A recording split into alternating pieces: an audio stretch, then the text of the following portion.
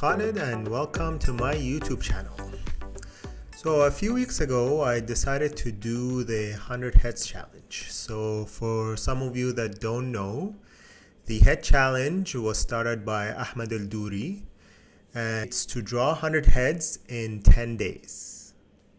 Ahmed has a Pinterest board that has 100 heads in it. It's kind of like a suggestion of the ones that you should use. I'll put the link to the board in the description box below. I decided to use some of the references from his board, but I also added some of mine. While I'm going to be speaking about the challenge, I will have some of the drawings and some of the processes of the drawings that I've done so that you can see and enjoy while you listen to the experience. As you can imagine, 100 heads in 10 days is a lot, especially with a full-time job. I had to manage and find the time to do these. So this means about 10 heads a day. So this forced me to try and draw each head in about 10 minutes or so in order for me to be able to finish it. At the beginning, I started without giving myself a time limit, and the first few drawings took around 15 to 20 minutes. So that means to do 10 heads in a day, it's about 3 hours of drawings. And that's only working on these challenges and no time for personal art or personal projects. I decided to try and do them in 10 minutes and put a time limit for myself. You'll see from the drawings that I have that some of them feel a bit rushed and don't look as good as they can be. And I think for the most part, as I was doing more and more of these, you get tired of just doing these heads. So I'd say the challenge was pretty difficult to do, especially knowing that there was a time limit. But once I got through them, I started to notice that I'm getting better at observing the face features and how to simplify them.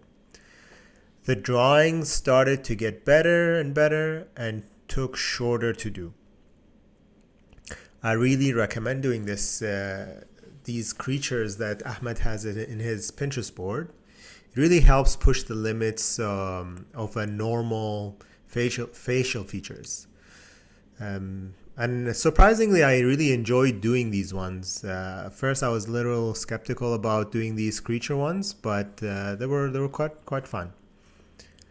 So why did I do this challenge, and should you do it as well? So I wanted to do the challenge to get mileage. So everyone says to get good at something, we should just practice and practice.